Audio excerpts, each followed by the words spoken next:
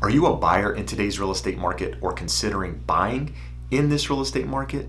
Well, in this video, we're going to discuss what it means to be a buyer in an insanely crazy real estate market. We're going to talk about what loan programs are getting accepted, which ones are a little bit more difficult.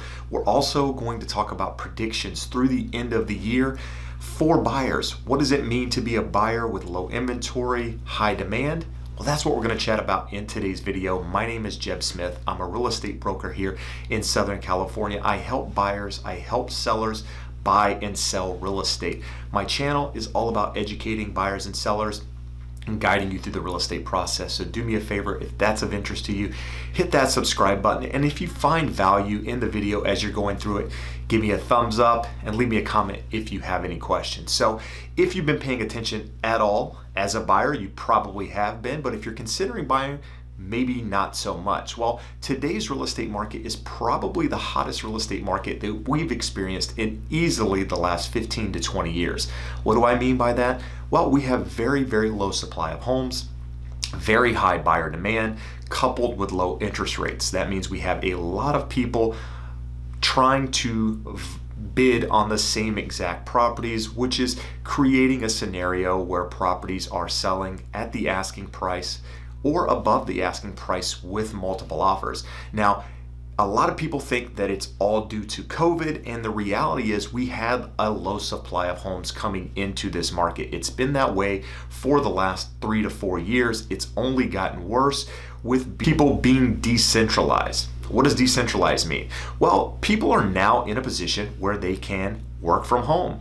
They no longer have to be in an office to perform the same job that they were performing last year. They no longer have to be willing to take a commute or live in a city where they can commute back and to and from the office. They can now live out of state. They can now live in areas that they would not consider before.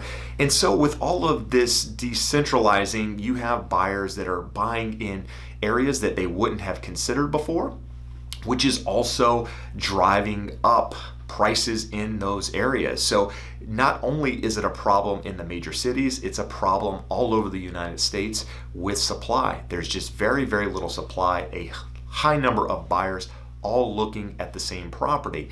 Now, a lot of people, again, believe that we are going to get this huge wave of foreclosures coming from all the forbearances, etc. I'm not going to get into that in this video. I will link to a video here where I talk about that in more detail. But what I will tell you is that a lot of people coming out of forbearance are actually performing on their mortgage. A high number of people that are ending forbearance are actually performing on their mortgage and aren't in a position where they're going to foreclose. Now, if you watch that video, you'll get some more insight on that, but that's my thoughts on the current real estate market moving forward. My predictions through the end of the year is that you'll likely see less and less inventory come to the market, which is pretty normal for this time of year as you're starting to move into the holiday season. That coupled with COVID, people being afraid of catching the virus, not wanting people in their homes for that reason, along with having family over and not wanting people walking through their homes for that reason, you're just going to have less inventory hit the market. Now, I do believe that buyer demand will likely stay high because interest rates are going to stay low.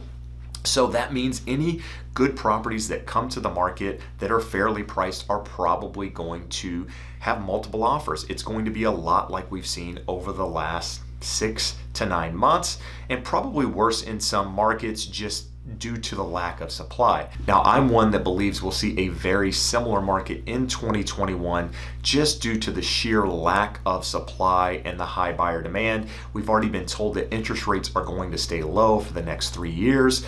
So that means regardless of what happens with the presidency, you're not going to see a shift in the market overnight. There's just way too many buyers, not enough supply to change a market overnight.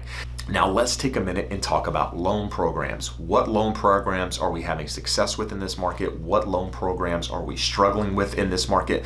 Well, as you probably have guessed, conventional loans, where you're putting 20% down or more, are getting accepted way more often, at least in my market, than loans with lower down payments like FHA and VA. Unfortunately, a lot of agents on the other side of the transaction, listing agents, look at VA offers putting no money down or FHA offers putting 3.5% down as not very strong offers, when in fact some buyers could qualify for a conventional loan but choose to go with FHA for various reasons. People look at the lack of down payment as an issue, and what I'm seeing, at least working with buyers who are doing FHA loans, is that they're very, very difficult to get accepted in this market in a multiple offer situation, just because a lot of times you're up against, a quote unquote stronger offer with a higher down payment, and that is tough to compete against. So if you are a buyer who's using FHA, just keep that in mind. It may take you longer to get offer accepted, and offer accepted in some cases because of the smaller down payment, but don't get discouraged. It's going to happen. It just may take longer to do it.